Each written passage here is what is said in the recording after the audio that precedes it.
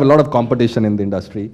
It's not just a fixed deposit. I think it's the sense of something which is more, predictable. Obviously, there are certain, guarantees given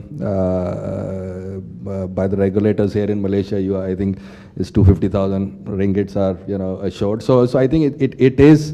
But I would say that, if fixed deposits, there is a room for fixed deposits. I would not say that you should not have fixed deposits, but I think it depends on your overall asset allocation strategy. So if you are 85 years old, I would not expect you to be in a commodity fund.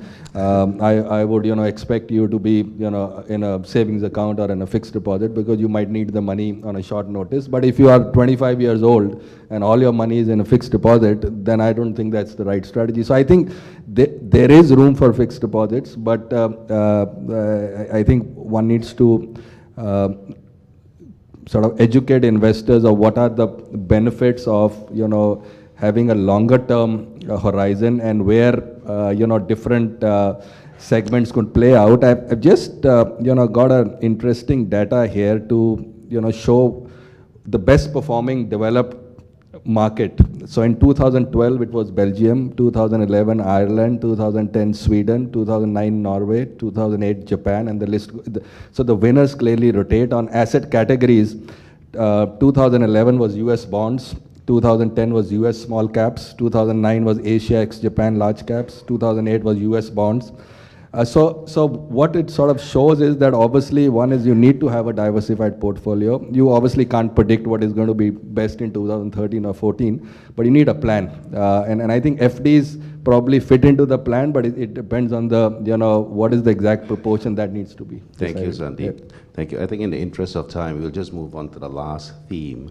And at the end of the points which the speakers may touch sort of covers across all four themes. The last one is education and professionalism, providing financial stability in unit trusts through financial literacy. And if we look at the next slide that's going to come on,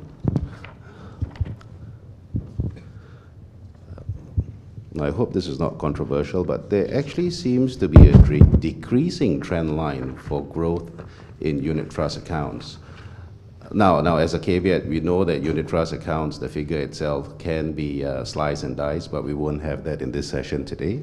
But it's nice to know that we've got 16.4 million unit trust accounts in this country as of June. But nonetheless, a decreasing trend line for growth, okay? And in that respect, Dr. Noripa, is growth in unit trust investments among investors losing steam? To answer that question, whether growth is losing steam, we need to understand why investors are not investing in unit trust. For example, the fixed deposit or the direct investment. And I suspect that those that is not investing in unit trust are the baby boomers. For those that are not familiar with baby boomers, we have those, like my age is baby boomers. Cik Kadir, you're baby boomers? And then there's Generation X, Generation Y, and the millennium. Without us realizing, the whole world actually has a demographic change. And the demographic change is as such that even if you study the statistics in US, 75% of retail assets are held by baby boomers. So baby boomers have started to retire, right? And when they started to retire, they actually do not want to take high risk, i.e. the unit trust. So they put their money in something which is a lot more hard as cash, like say for example, fixed deposit or something less volatile, where they could have direct control. And I think one of the reasons, if we understand the reason, it's because of demographic change is one of the reasons. The way, the solution to actually bring that business back to the financial consultant is to be a trusted partner to all these baby boomers as well as Generation X. Now, how do you become a trusted partner? We talk about, no, it's not innovation, we thought it has to be client-centric. So I just want to deepen the client-centric into a trusted investment partner to your investors. started the relationship, please remember, it's a long-term relationship you're having. It's not a relationship which is remunerated by what Securities Commission Eugene said, which is not motivated by just the remuneration. It is, you all should be inspired that it's a long-term relationship that started with asset accumulation. As your long-term relationship with this investor grow, you talk about asset decumulation. As he goes into retirement, you have got to advise and promote unit trust, which is less volatile, unit trust, which is taking them into the next bus ride for 25 years. Okay, Dato' Noripa, sorry, thank you. I'll tell you what I'm going to do right now. In the interest of time, and I think we've covered various themes, I'm going to open up this discussion to the floor, and in that respect, the four speakers can share more perspectives or responses with you on any questions you may have.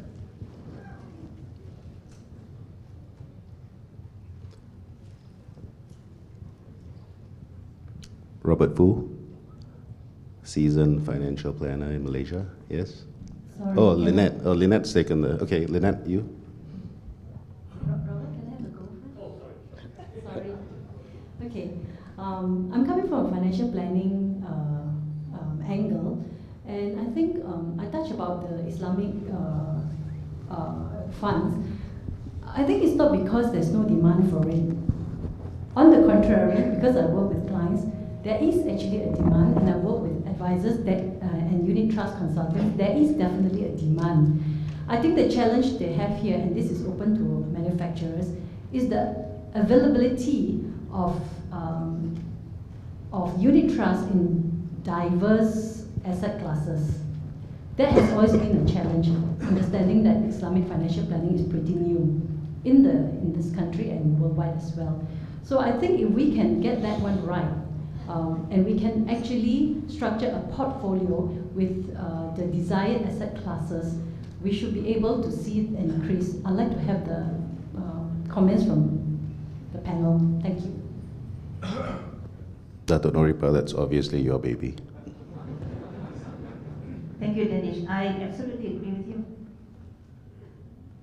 But can you promise me that when we come up with that breadth of funds, everybody here will sell it? You can see the number of funds have been going up, but you all has not been selling it. That's why the AUM was not as high as it should be. Short answer. Okay, short answer. Fellow, distinguished speakers, any comments? No? Okay, Lynette, hope you're happy. Robert, your turn. Hi, I'm Robert Fu from MIT. Basically, I think we've been hearing all morning about getting the advisors and the intermediaries to talk to the investors about long-term investment. Unit trust is long-term, you've got to be diversified and things like that. Unfortunately, sometimes when you look at some of the performance and all that you see, a lot of that performance is basically the fund performance. I don't think at the moment we have any information as to determining what is the time horizon that the investors have actually invested in a fund. For instance, if you talk about people investing the ETF money or the cash and all that, do we have research to show, okay, a particular average investor, how long do they keep the money in the fund? Okay, if we have that information, then actually we have a base by which we can work with the investor to tell them that, hey, if you invest short term, you're going to have more volatility and things like that. We don't have that information. The second point is basically is that we're talking about performance. All the investors talk about performance, and Paul just now in the first session talked about don't lose my money, I just want to return. All right? So the issue is now is that we always see fund performance. We do not see the actual investors' performance. Shouldn't there be a research to show, what has been the performance of the investor over the last 1 year, 3 years, 5 years for a Malaysian investor, for the whole unit trust industry? If it's too, of course, if it's too incriminating to show the performance of an investor on a particular fund house, fine, but just for the whole industry. At least from there, we as advisors who have to base on facts can actually work forward to advise the client properly, rather than just making all these empty statements about long term and manage diversification and managing the volatility and things like that. We need the research.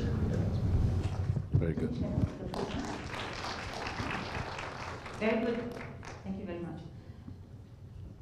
On the question of statistic, how long investors hold in a certain portfolio of funds, I was struggling to get a statistic for Malaysia, but I actually have it for Asia, which covers China, India, Taiwan, and Korea, South Korea. The average tenure of investors in this country holding a certain portfolio is actually just 1 year. So I just want you all to compare Asian investors or investors in Asia with that in the West. Investors in Asia are opportunistic. They go for quick short hunts. Diversification is a long way in a long shot. Taking a macro risk is also a long way and a long shot. And as such, I can see that you all are actually struggling in having a long-term relationship with your partners. But whose fault is that? Why did we behave like this? The one in investors in US are buy and hold. Macro risk, long-term invest for retirement. But that's not what is happening in Asia and also in our country. And I think one reason why it's like that is because of the way the financial consultant product push in the interest of getting the benefit of the upfront regulation. And I'm actually in support of the way US and UK is progressing towards making sure the payment is no more commission-based. The payment is actually paid by the investors to the financial consultant on a negotiated basis. So that is actually a remedy to make sure that it is going to be buy and hold. And I think for the second question, I will leave to the other panel. Presumably, what more research? Because Yeah, just on the first one, actually as a firm, we used to do that very regularly in India. And in fact, the first, every time you meet a distributor, that was the analysis we used to take, that, you've churned the portfolio twice a year or thrice a year, or, so it was easy to do. Why that was easy to do? Because basically the application forms used to come to the fund house directly, and it was not an omnibus account, So when you have an omnibus account, you don't really know the details of the investor. So it's with the distributor, So if a distributor doesn't tell us who's the end investor, who's come in and who goes out, we can't do that analysis. But if you have the details, so certainly I think it's a very valid exercise, and we used to very actively do that. I think the ball is in the court of the distributors who have that data. We don't have the data as a fund house, that who's coming in and who's going out at what time. So I think it's absolutely critical. I would also like to add that churning, as Dr. Norpa said, I think Asian markets very similar. I was happy to hear India's name there, because I think long term could also be next week. So I think 1 year is fairly aggressive, and so I think investors in Asia generally are very IPO driven, are very, what is the par value of the fund is very important, whether it's 1 ringgit or 0.5 or now 0.25, it's psychologically, every time, 0.25 becomes 0.5, they think it's very expensive and, correlated to a stock. So I think some of the, on one side we talk about derivatives and commodities, on the other side, I think the basics are not very clear to the investor. So I think that has to be clear before we move on. But I think one great solution to all of this is the eighth wonder of the world, which is systematic investing. And I think that sort of helps investors to take a long-term view, they don't track their investments on a daily basis because the amounts are so small. So just imagine an investor giving you 50 ringgit a month. He's not really bothered about the front end load of 50 ringgit, which might be 4 ringgit. He's not bothered about what is the performance of that 50 ringgit because he's taking a 10, 20, 30-year view. So I think that is something which, if the industry can do on a war footing, it definitely takes the long-term horizon, on a different platform. And switch the amounts between FD and unit trust. So unit trust becomes 670 billion. All right, good. Any other questions from the floor?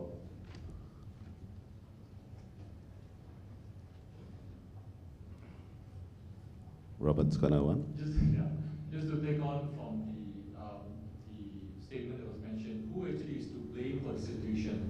I mean, I think we have actually been discussing about things like this for so long, and we can continue discussing even up to year 2020. The question is, should we actually look at some substantive change, okay, to take the industry or the profession forward? And just now, there was, in a sense, an ascribing of blame to the intermediaries to say that you guys are the one pushing the product. That's why the client takes a very short-term view. But you can't help it when the compensation is based on short-term. Because you look at the compensation for the intermediaries, it is short-term, it is not long-term. So perhaps there should be a look at this to determine whether compensation can be moved to a longer-term compensation than short-term to solve the problem. I mean, that's the elephant in the room, really. Thank you, Robert. Yeah, I think it's the collective responsibility of the fund managers and the distributors. So I don't think that it's just the distributors. So I think it's also, how hard is the fund manager pushing and, trying to, get coverage and excitement. So I totally agree that, it needs to be collective responsibility. And we do, encourage some of our partners to move their targets from gross sales to net sales.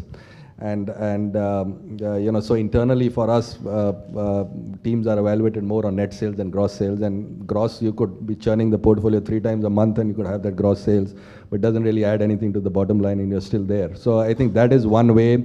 The other way is to, see how you could, reduce the front end loads, but have a bigger provision of having more, higher sort of expense ratio limits, or so that there is room for higher trail. And certain countries have limits on, you can't go beyond a certain TER. Certain countries don't have, but I think that will shift the focus from the front end to a longer, or have impose strict back-end loads. But I think expense ratio, that again comes to the share class. So in the Western world, you have a choice to pay a high entry load, or you have a choice to have 0 entry load or less and pay a higher annual charge. So if you are a short-term investor, you would probably prefer the higher annual charge. But if you are a 20-year investor, you are better off paying that higher entry load than to pay the higher charge for 20 years. So I think that choice, and that's where some innovation is required in the industry.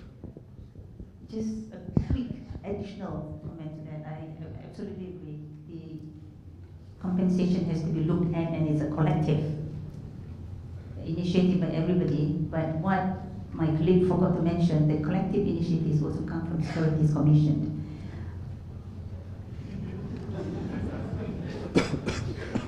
Just go to the next country, which is our neighbor, Thailand. The role of the CEO of an asset management company in Thailand is totally different of the role of CEO of an asset management team in Malaysia. The CEO here is spending time in trying to build up AUM, at the same time in trying to manage churning and redemption. Whereas the CEO in Thailand is supported by the way the distributors are compensated. The distributors are compensated largely on the trader side, on the long-term side, not on the upfront. So they just need to manage the growth of the AUM to make sure it stays there for the longest time, because the financial consultants are actually remunerated in keeping the AUM as long as possible to make sure they have consistent annualized income. So I think the collective teamwork has got to come from both the regulator, asset manager, as well as the distributor. Maybe I just add on a little bit. All right? Looking at when you talk about the remuneration, all this, I believe is you're looking at like I mentioned just now, like UK, Australia, and all this is very much regulation driven. All right? Because take example like Malaysia, like it or not, probably 90% of these consultants are a tied agent. All right? So if all the while they have been actually remunerated by the 5-6% sales commission, it is actually a bit difficult, all right, even for a manufacturer to overnight to say that, okay, we stretch a commission. But I think as an industry, all right, whether it's FIMM or whether it's Security Commission, all right, we can actually put out a roadmap, all right, or a framework whereby we gradually remove this, all right, 5 years, 10 years, all right. And with this, I think the interest alignment between the investor and the consultant will then be actually aligned. And the issue that Robert Fu mentioned just now, right? If assume we don't make any action or do any planning, all right, then this thing I believe that you will always there. So it need to be regulation driven, whether it's SRO, whether it's Security Commissions. Yeah. Thank you, Dennis. Jeremy, one question from you. Good afternoon. Assalamualaikum. Thank you very much. I just want to touch on the challenges to replenish the funds, as what Cik Razak said just now. And also what Dato' mentioned about in US, 75% of the